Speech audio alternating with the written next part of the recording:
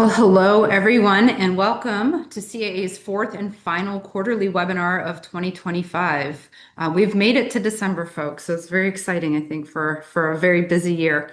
So I'm Lorene Urbina. I lead the communications team here at Circular Action Alliance, commonly known as CAA. Before we proceed today, just a quick legal disclaimer that this presentation is meant for informational purposes only and does not constitute legal advice. So please consult with your own legal counsel for any legal matters. We have over 1,500 registered for today's session, so it's very exciting, probably our biggest webinar to date. So we should have a lot of great things in store for you today. But we'll have some new folks joining us. So before we dive in, just a quick overview of who CAA is.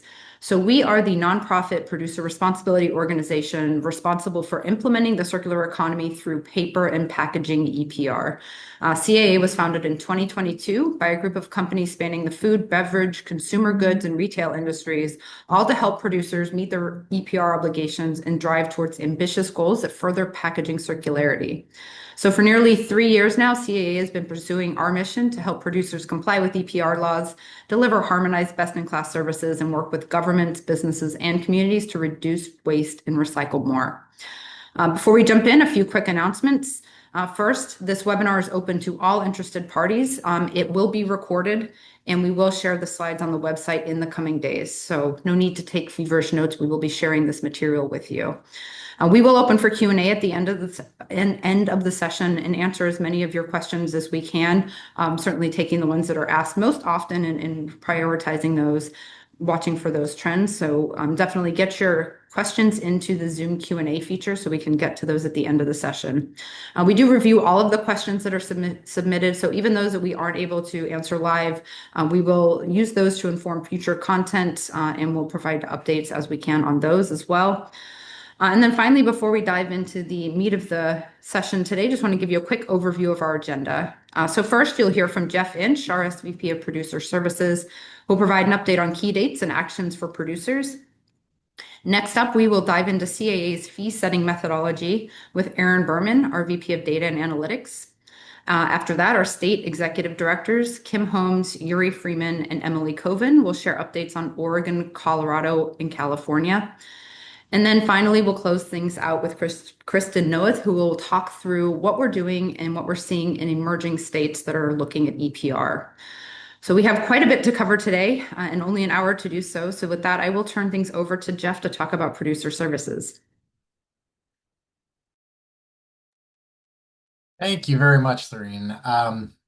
Very excited to be here at the end of a busy year, as Lorene mentioned, and really happy to also be through a number of great producer-driven activities this year around registration and reporting and give an update on that. So let's go to the next slide. I didn't introduce myself, but I'll do that now. I lead our producer services area. We are really focused on registering producers into our programs and helping support them through the compliance journey. So this slide is really here to help you understand what that looks like for us this year. This was an amazing year, 2025, and it was amazing because of all the producers that engaged so deeply with CAA, that are committed to making this work, and have really worked within their companies and with CAA to make 2025 happen. A couple of really cool stats. We're at the end of the year. We get to put these fun number slides together. We've had over 3,300 national producer accounts established with CAA this year.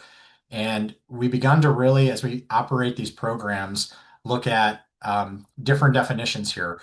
Now that we have live programs in Oregon and Colorado, these are actual reporting producers that are called participants within our program. And those numbers have grown significantly as we've gone through the full cycle of producer reporting within those states. And California is also growing as we've gone through a November reporting deadline. And we'll have that grow as we go into 2026 as well, prior to the start of that program next in 2027.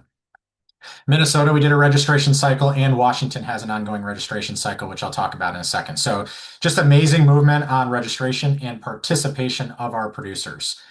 As I mentioned, we completed 3 amazing reporting cycles with strong participation and on-time compliance of our producers. Thank you very much for that. On the inside, and really to support producers, just a ton of work by our technical teams. If you go back one slide, please, I just want to point out the amazing That's all right. There we go. The amazing work done on guidance documents that are supporting producers, agreements that are available, and then our support queue, which has dealt with for a startup organization here that's working, to really be here for all of our producers. We've dealt with over 33,000 support cases this year to date, and we've been able to improve our response time from Q1 to Q4 by over 34%. So we're continuing to get better on this, and we will be very focused on that as we go into 2026. Let's go to the next slide. Quick PSA here. The last action for producers in 2025. I believe I can say that. It is the last action. We are asking for you to indicate your interest for CAA to be your pro in Washington State by December 15th. That will allow us to aggregate data and notify Washington Ecology of that group. You saw some numbers on that on the previous slide, but we are still collecting that. Heading into the middle of December, and we'll meet the January 1st deadline in working on indicating our interest in Washington. Let's go to the next slide. Just to give a little sense of where we're headed in 2026, I'm not going to go through all the detail here, but I want to highlight that we're going to have a number of reports due for producers. This is growing because we've got emerging states. You're going to hear about that in a second. But we've got a lot of new reports headed for you in 2026. So beginning to get data together. The good thing is for a number of these, like Oregon and Colorado and California, you've already begun getting data together in 2025. And we'll be working to update the data year, but the structure hopefully is there and you're beginning to build the muscle within your company. We've got some new states, and one positive thing is we're getting now to a place where we can begin to create an annual cycle. And a lot of these reports are going to be due in the second quarter near the same time frame, May 31st, 2026, so that that can all be in sync for everybody. Let's go to the next slide. We also wanted to highlight here, for planning purposes, all the fees and dues that are expected to be paid to CAA in 2026. And we've showed this on a number of our webinars for registered producers over the last few months. But we just want to make sure that we're being very transparent on this and providing advance notice on the payments that are expected to be compliant in 2026. So in Oregon, we will have a full program fee payment that is due, will be invoiced in January, and that's going to be for the 2026 program year. That is being developed, and your invoice will be based on the data that was already submitted in March 31st, 2025 for producers. So no new report is due for that, but there will be a new invoice for the 2026 program year. Colorado, we had a report due on July 31st for the 2026 program year as well, and those invoices will be issued in January. And then California is likely to have early fees in the August timeframe based on the May 31st report that has yet to be submitted. So those are the ones that we know about. And also just a flag here that while the stewardship organization has not been selected in Maine, it is likely that startup fees would be required in Maine in 2026, but TBD on the details there as that's still evolving. Okay, let's go to the next slide. And this is really the end, last slide for me, and we'll pass it over to some amazing CAA leaders to talk about other topics. But I wanted to really highlight what producers can expect heading into 2026. And I think to summarize that, we have learned so much this year. And I hope you have too if you've been working with us as a producer. Our goal is to really take those learnings and convert that into growth every year. How do we deliver a more harmonized, best-in-class service? And how do we help you comply with these EPR laws and really meet our mission every day? A couple of things I want to highlight related to that. We are focused on harmonizing the experience and building this annual rhythm that I indicated on the reporting slide. It is going to get hopefully secondhand for you to understand exactly what you need to do when throughout the year in EPR. So the beginning of the year, we'll be getting your data together. The beginning of the second quarter, preparing that data, submitting that by May 31st, and then working with us on report validation and having invoices go out. Well, let's say fee schedules come out in the fall, invoices come out the following year. So this annual cycle will be more predictable. And once we get programs up and running, it's something that we're going to be able to establish and fall into and really help everybody know what to expect. We're also going to be doing enhanced resource development for reporting readiness, improving our producer support resources, which, as I mentioned, have improved throughout 2025 and will improve again in 2026 as we continue to invest in that area. And then I want to close just by saying, as programs are now becoming operational, we do have continued focus on participation of all producers, reporting accuracy, but also this element of compliance monitoring in operational programs. We will continue to focus on our recruiting efforts and ensure every producer is participating in the program. We will continue to focus on our validation of producer report and supply data that is submitted to us to ensure fair and accurate data is used for fees. And we will continue to meet our requirements on compliance monitoring and provide timely notices of delinquency for producers that are falling off track. So really just want to close with that.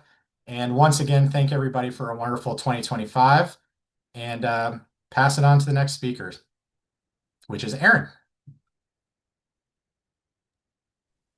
Thanks, Jeff. So I get to talk about everybody's favorite subject, fee setting.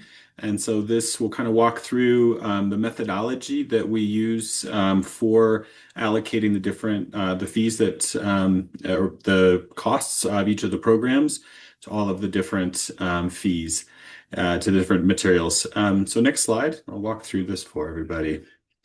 So fee setting is, in essence, dividing out the program costs among the producers. And this is really important for us for this to be built on some strong principles, especially fairness. We want to make sure that each company is paying, no more than their fair share of the program costs. Next slide.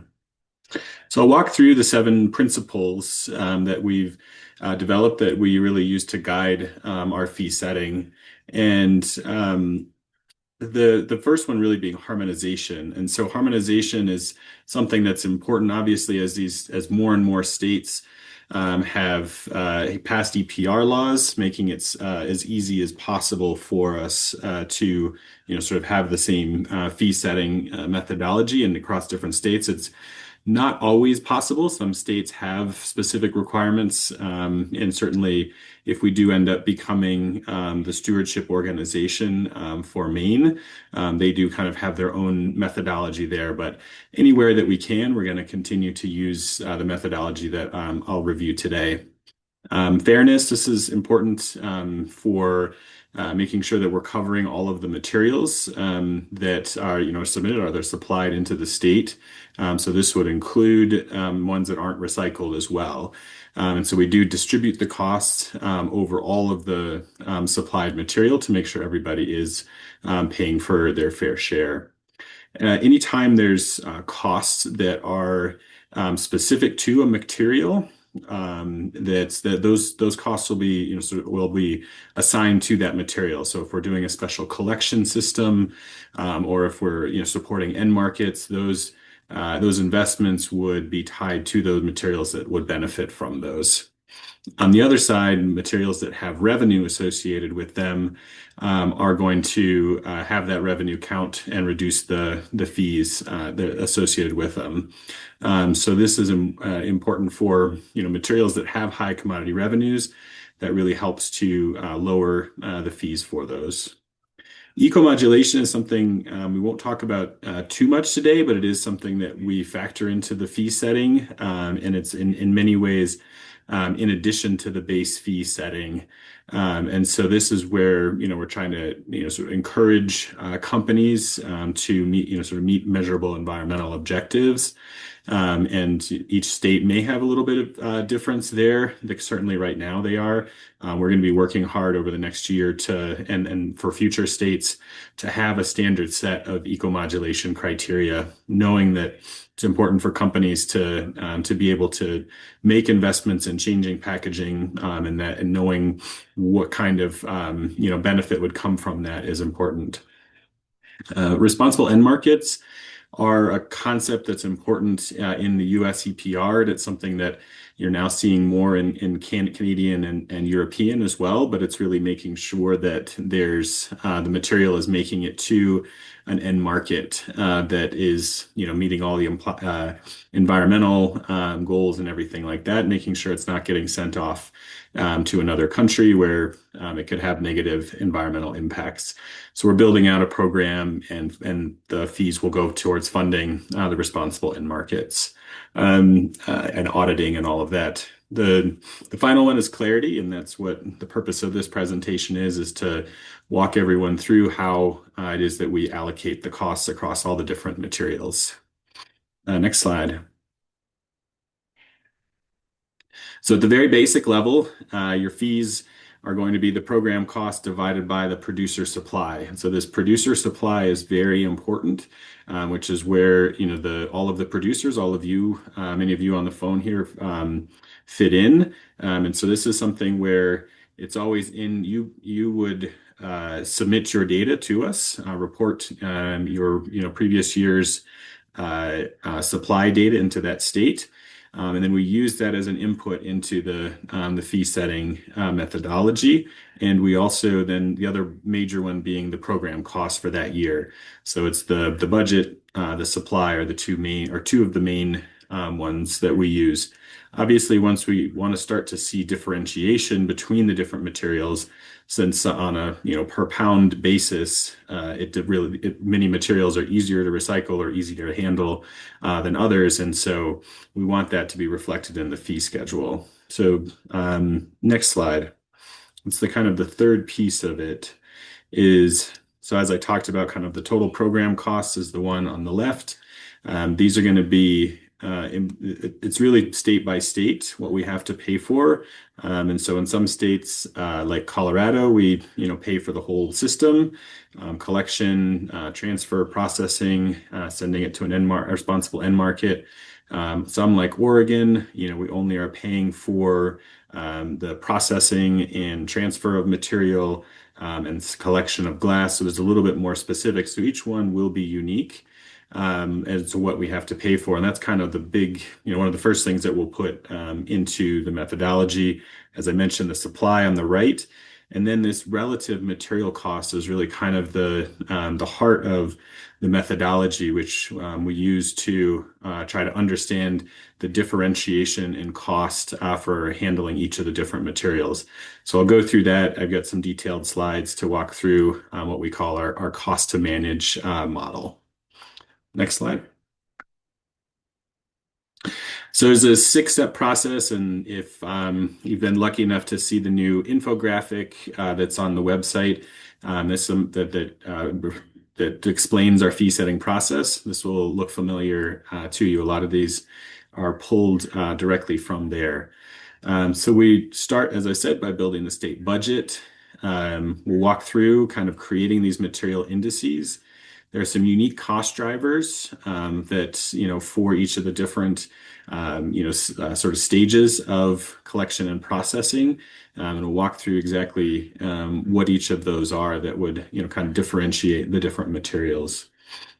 We'll get all the data from you all to kind of determine the total supply.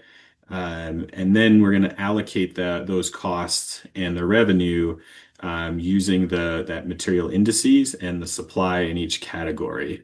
And then obviously adding in, as I had said kind of originally, with if there's specific material expenses or commodity revenue associated with those materials, then we'll add those in at that point. And that's why we come up with the fee rates for each category. So those are going to be in cents per pound of packaging supplied to the market. And then the final step really is kind of the invoicing step, where we'll multiply the producers, the weight that you've supplied into the state of each category times that category's rate. And then if there are any adjustments like eco-modulation bonuses or malices, then we would add those in at that stage. Next slide.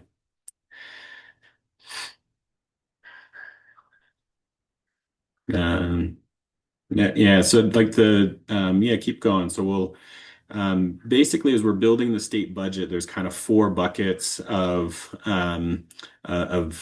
cost, and there's a lot more detail, obviously, for each state. But that first one is the material management cost, and that's usually going to be the vast majority of the cost that we're paying for.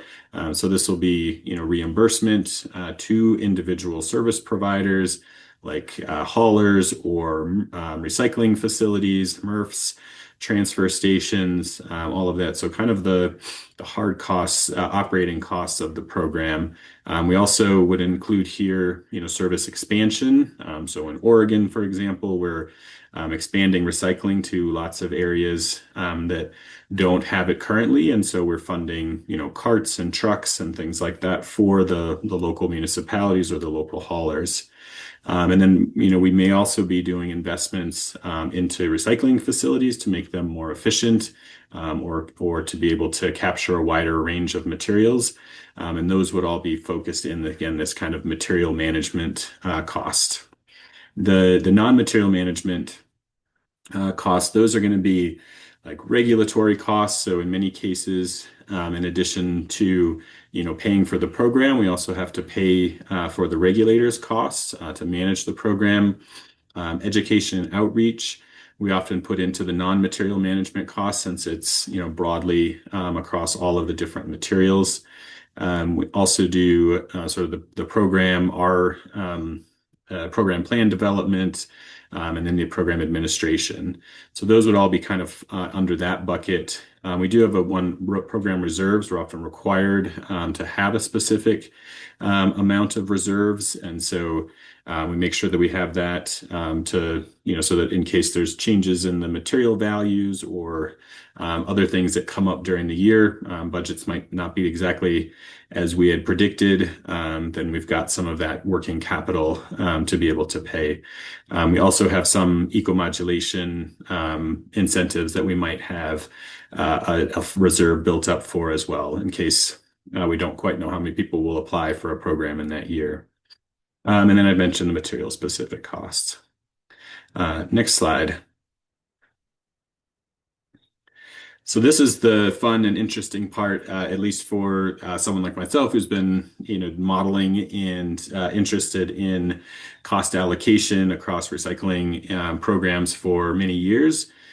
So I'll the next slide, and we'll walk through what it is that we're doing. So we have what we call the cost to manage index, and that's built from our cost to manage model. And it's really to try to, accurately assign the supply chain cost to each material. And this is based on, the amount of material that's getting handled, what are the important things for that material, and sort of in its handling, is there special equipment required? How much space does it take up? Things like that. And that's really kind of the core of the model. And this is really built from, lots of experience. The team has, run recycling facilities, run collection programs. And so, building this model is really from folks who understand the system, at a very detailed level. Next slide. So we kind of have four main, I'd call modules in the CTM. And so that's going to be, curbside collection, drop off, depots, transfer station, transportation to the MRF, to the recycling facility, and then the processing itself. And so within each of those, we'll have you kind of build up a budget, a pro forma, which would have the capital, costs, or the amortized capital costs for things like carts, trucks, staffing, fuel, maintenance. If you're at the recycling facility, then there's the building and the site and the scale and each of the individual pieces of equipment that are, built into this model. So that's kind of the first step, is to build up this budget for each of these different cost centers. We will be kind of continuing to add to the cost to manage model for California, since we'll be covering composting as well. We're currently adding that into the CTM model so that we can allocate costs for processing compostable materials at composting facilities. Next slide. And so this is really kind of the core of the allocation.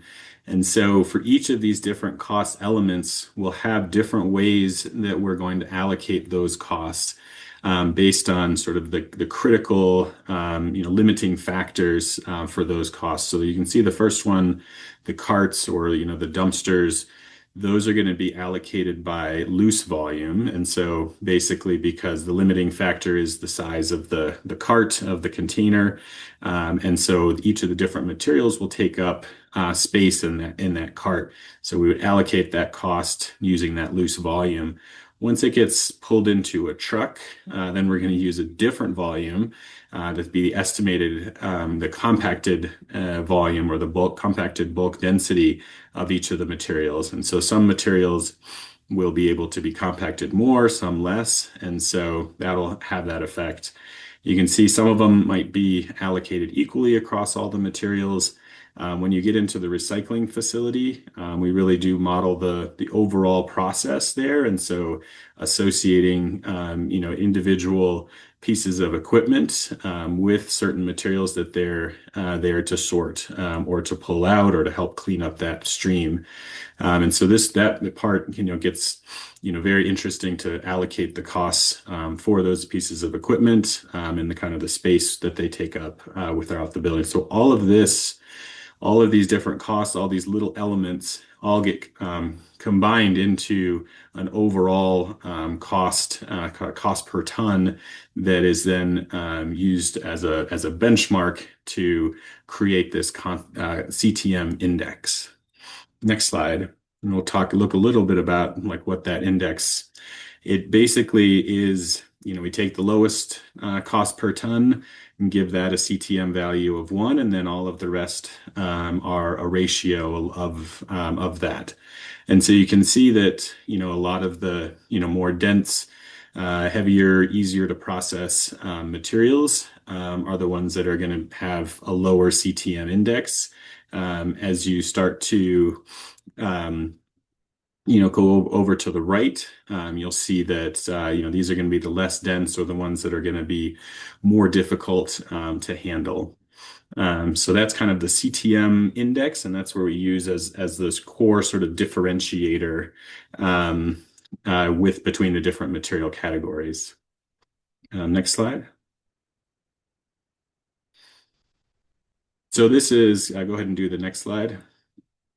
So this is where you all come in. This is the reports that you give us. And those are obviously, as I've said, a critical portion of this. Next slide. And so then we're going to take all of these, costs and allocations for each of the different materials. And then we divide that by the supply data in that category. But really, the way that we do that is we multiply that supply times the cost indice associated with it, and then use that as kind of a weighted supply number. And then we can allocate all of the costs over that weighted supply. Go ahead, next slide. And so that'll give us each of these, fee rates that you'll see that get posted on the website or in the producer portal. These are, we don't release them publicly. We just release them as we're a producer-led organization, and so the producers are the ones who have access to the fees since they're the ones who are paying for the system. Next slide. And the final piece is that invoice, which Jeff kind of talked about, and that's really, as we mentioned, kind of the individual producer weight times that category fee rate, and then any eco-modulation bonuses or adjustments can be applied. Next slide. And this is really a good transition to our next speaker, Kim Holmes. This is basically where the money is going for one state in particular. So this is the Oregon 2026 data. You can see that out of $1 that you pay, about half of it is going to go to either payments to the commingled recycling facilities, the MRFs, or to this expanding services. Another 10 cents or 11 cents will go to building out these drop-off centers, recycle-on centers for a certain set of materials. Then you can kind of see the other pieces that also go into it, as I've talked about, kind of reserves and management, education, outreach, and other fees and payments there. So that is the quick and dirty overview of fees. Next slide, and I can pass it off to Kim. for an Oregon update. Great. Thank you, Erin. Nice overview of the fees. So I'm Kim Holmes. I'm the Oregon Executive Director. I'll give you a quick update of where we are at. It's hard to believe, but we are already 6 months into implementation. So Erin shared a little bit about how the producer dollars are distributed across the program. I'll start with what are those dollars doing to improve recycling outcomes here in the state. So very much a large portion of those dollars are going to system improvements overall. We are very focused on closing the gap in access to recycling across the state, making sure that whether you live on the coast in Coos Bay or out in Eastern Oregon and Baker City, you've got similar access across the state. And so what that means, we're investing in over 150,000 new recycling bins and over 100 new collection trucks. We're also funding over 140 recycle-on centers that are at no cost for residents to access, really expanding recycling opportunities beyond what you can put into the bin, and providing education outreach material for to educate users of the system about all of those changes that are coming. We're working on reducing contamination to make sure that we have higher quality feedstock and driving down cost in the system. We're not transporting a bunch of contamination all across the state. The producer dollars are also strengthening the recycling system. Erin had mentioned the responsible end markets. We're making sure that the materials that are being recycled are handled responsibly downstream. And what that does is it helps rebuild confidence in recycling and boost participation. And then Circular Action Alliance being a national organization, what we learn in the state feeds up to national and helps in outcomes in other states. And what's learned in other states and at the national level helps improve outcomes in Oregon. So we really are driving efficiencies across the organization with all of our learnings. We can go to the next slide. So we also have some fun number slides too. And so here's a quick dashboard of some of our accomplishments here in these first 6 months. We did go through the budget exercise for 2026, which is central to the fee setting process, as Erin mentioned. We have been able, through leveraging existing infrastructure in the state, we have been able to come in our budget under 20% of what was projected in the program plan in 2026. That means cost savings to producers, and it does not compromise delivery of our service at all. So we're quite proud of that. We have over 2,600 registered producers participating and funding these changes in Oregon. And that's getting money in the door. Getting money out the door is essential for compliance. We have over 118 different funding agreements with partners across the state to get money out to make all of these system improvements. So far, we've ordered over 16,000 recycling carts and put over $8 million out to the MRFs, what we call our commingled recycling processing facilities, to help facilitate their investments to improve their technologies, optimization of their recycling systems, and also help flatten out some of the volatility that they're seeing in the fluctuating commodity pricing. And I'm really happy to report in our program plan, we had projected we would have 15 recycle-on centers open by the end of the year. We are on track to exceed that and have 20 open. So we are exceeding our goals and coming in under budget for the next year. We can go to the next slide. The number of self-attested markets continues to grow. We are at 62 self-attested end markets and brokers. That means these are end markets that are willing to meet the requirement of being compliant, transparent, environmentally sound, and achieving adequate yield. And we'll continue to work with those end markets to walk through that verification process to ensure they are truly living up to those commitments. In terms of education and outreach, we have lots of materials going out to communities, over 200,000 pieces of materials that are out there educating consumers about the change happening.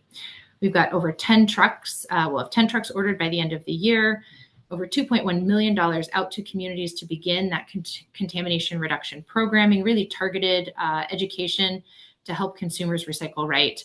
We've had a tremendous impact with our Recycle On messaging, and we'll talk about that statewide campaign. And we have a really unique element here in Oregon that we have imported from our Canadian partners. The audit center, the contamination audit center, is up and running, and we're on target to process over 1,200 samples in coming in 2026. Next slide, please. Just a quick note on the Recycle-On centers. We had our first Recycle-On center launch. It was as fun as it looked. This was in Ashland, Oregon. And this is, as I mentioned, the first of 20 that will open this year. And what we'll be collecting at these centers, these are materials that are proven to be recyclable, but maybe are just a little bit more challenging to sort at the material recovery facility. Items like aluminum foil, shredded paper, some of the polypropylene, polyethylene lids, HDPE handles, and in some cases, glass, where we're bringing new glass opportunities. Next slide. And this is an example of our education and outreach materials. Really, it's a twofold effort. The first is the statewide campaign, just raising awareness that change is coming to the system. And then what you'll see on the right there are examples of the types of materials that are being distributed by local governments and their service providers. Next slide. Our impact has been pretty tremendous. If you look at these numbers and consider we are a state of about 8 million people, we've had very broad reach and good penetration with our messaging. Next slide. Okay, so what's coming next in 26? So our 6 months in 25 really have been building the foundation, and in 26 we'll continue to grow and build off of that. We will be continuing to invest and build out our programs to ensure that we are fulfilling all of our compliance obligations within our first program plan by 2027. Hard to believe, but we are also going to begin drafting our next program plan that will be submitted in 2027. And that will allow us the opportunity to really look forward to how we'll continue to improve the system using producer dollars into 2028 and all the way to 2032. So we think all of our producer participation, the producer dollars are making meaningful impact across the state, and the Oregon team looks forward to continuing to work with the community here in Oregon and the producers to modernize the system here. And I will go ahead and turn things over to Yuri in Colorado. Kim, it's always so wonderful to hear all the great work you're doing in Oregon. Hi, folks. I'm really excited for the opportunity to be here. It's been a few months or maybe 6 months since I've had the opportunity to present to this group. My name is Yuri Freeman. I'm the Executive Director for CAA here in the state of Colorado. Next slide, please. Quick update on where we are at with our program and our program plan. And Kim, I can't believe we have to do another program plan 27. Oh my gosh. So we are getting closer and closer to our program plan approval here in the state of Colorado. We submitted our plan proposal in February of this year. We're about 10 months or so later, and we are getting closer to approval. Since it's been submitted, it's gone through the advisory board. That's the AB. Advisory board's done their reviews. We amended it, resubmitted. CDPHE, Colorado Department of Public Health and Environment, has done their review and has done the public comment process. And now we are looking toward plan approval, hopefully by December 12th. Once the plan is approved, CAA Colorado has 6 months to begin implementation. Next step, please. Or next step, next slide. So what is Colorado's program? Aaron talked about this briefly. We fund different things in Oregon and California. Each state's slightly different. So how does EPR work in Colorado? We are 100% producer-funded EPR program. So under the Colorado program, producers pay dues. Our state calls them dues. It's the same as fees in other states. So producers pay dues. These dues are used to provide recycling at no cost to Colorado residents. This includes single-family and multifamily residents to begin with, and in 2028, we will begin to expand to non-residential entities. That funding is also used to provide education and outreach, similar to what Kim was talking about. We are getting ready to launch our E&O program here in 26. We are required to do 100% net cost reimbursement of collection sortation of covered materials of recyclables. So this is collection from the curb or drop off all the way to the back of the material recovery facility or the MRF. And that's 100% funded through the EPR program. We do provide funding to compost, but it is not a reimbursement. So under the Colorado program, we will provide funding to compost facilities to reduce contamination and increase recovery of certified compostable materials that are covered under the program. And we do address responsible end markets in our state as well. Through this funding, in 10 years, our program will plans to more than double recycling rates in Colorado. And within 5 years, which is the end of our first program plan period, we will provide recycling access that is as convenient as trash for all Colorado residents. Next slide, please. To get ready for a launch in 6 months after plan approval, plan is not approved yet, but we're getting closer to that date. To get ready for that launch, which is 6 months after, we have begun some activities. So I'm pleased to announce that just about 2 weeks ago, on November 17th, we opened the process for local governments to begin to request their reimbursements, request for reimbursement process. So local governments are submitting their information and developing their service profiles through our service provider portal. On the 1st, which was just 2 days ago, we opened the process for material recovery facilities, MRFs, and transfer stations in Colorado to begin to enter into their service agreements for reimbursement. Next slide, please. I'm going to switch topics a little bit from my last 2 slides before I pass it off to Emily and talk a bit about Colorado ecomodulation. HB 22-1355, our enabling legislation in the state, does require that the pro use ecomodulation factors to lower producer responsibility dues or create incentives or increase producer responsibility dues to deter certain practices, which are called malices. Next slide, please.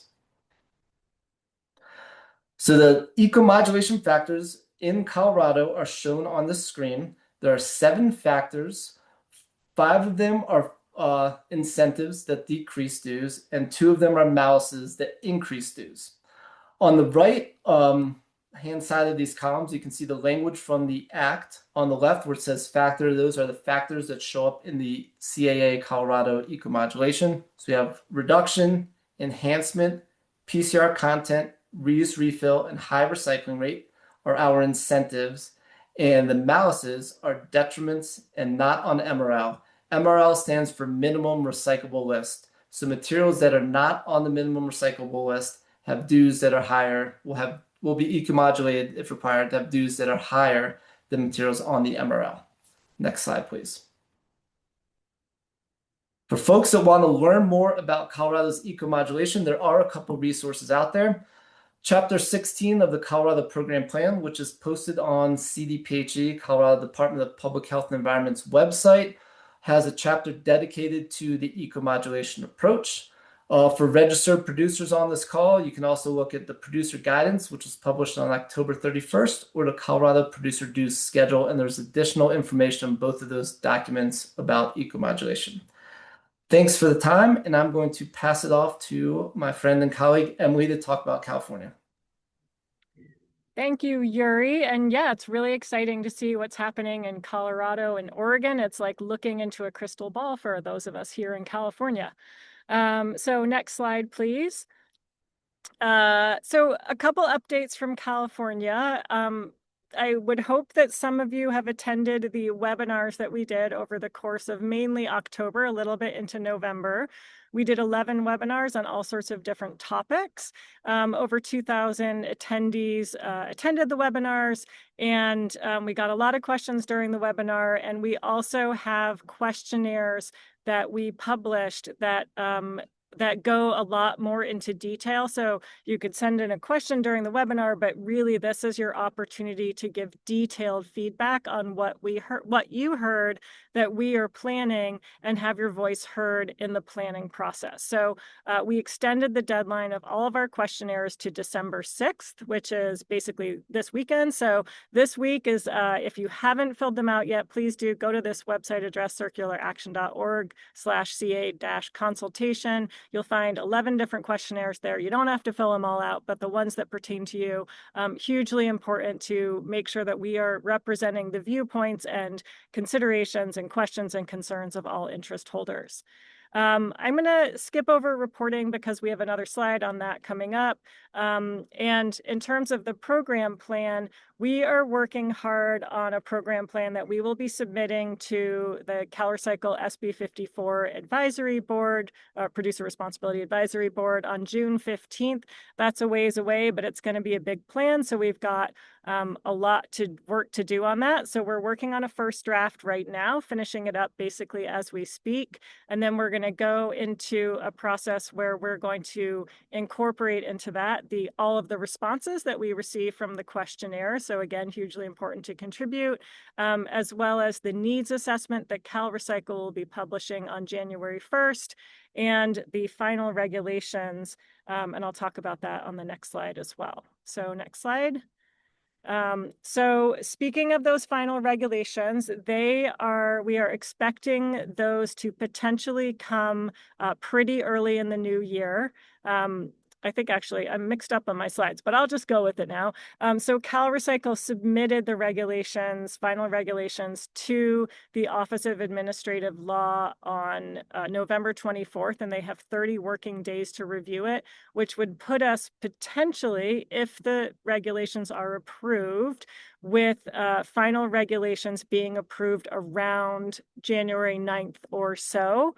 And why that's important for this reporting milestone is that the regulations state that producers have to be registered and report their 2023 baseline data by 30 days after that date.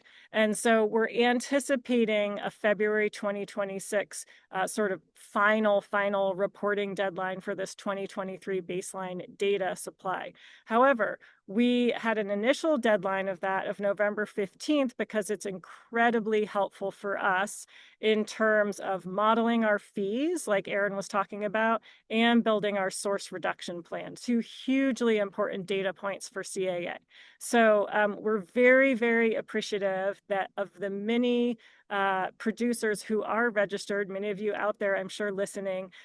Over 1,800 reports were submitted on time. So thank you very, very much for doing that. If you haven't done that already, please do get moving now. It's a lot of work. Don't leave it to the last minute. And the sooner that you can report that data, the sooner that Aaron and his team can use that to work on their modeling and their fee setting. So it will make the whole program work a lot better. And we do have guidance on our website, and CalRecycle has guidance as well. Next slide, please. So like I mentioned, the regulations have submitted. We're hoping, fingers crossed, they will be finalized in early January. We are working on our program plan now, as I mentioned. If all goes to plan, we submit it, it's reviewed, we submit our revisions, and everything sort of stays on track. This program everything will go into effect in early 2027, and will pretty much be live and off to the races right away. And one last note, for those of you in the audience who are jurisdictions or service providers, much like Yuri was talking about with Colorado, we will be opening up requests for reimbursements in California as well. We're anticipating doing that early in 2026. Those will be for costs that can go all the way back to January 1st, 2023 for any new and additional costs that pertain specifically to SB 54. Again, like with the earlier reporting deadline for the producer reporting, getting those applications in early from jurisdictions and service providers is going to really help us figure out what those costs look like, to structure the fees, to figure out the budget and all of that. So that's the big update for California. We're deep in the planning phase. We've got lots and lots of work going on. It's not exciting and showy and colorful, but really looking forward to getting this program up and running and having a big impact here in the state of California. And so, yeah, on to emerging states. Great. Thanks, Emily. Hi, everybody. I'm Kristen Noeth. I'm the VP at Circular Action Alliance, covering policy, regulatory, and compliance activities. We gave an update in the last quarterly webinar on emerging states. I'm going to do so again today, and I'll do so in an abbreviated fashion so that we can get to the Q&A. And thank you so much for submitting your questions today. We can move to the next slide.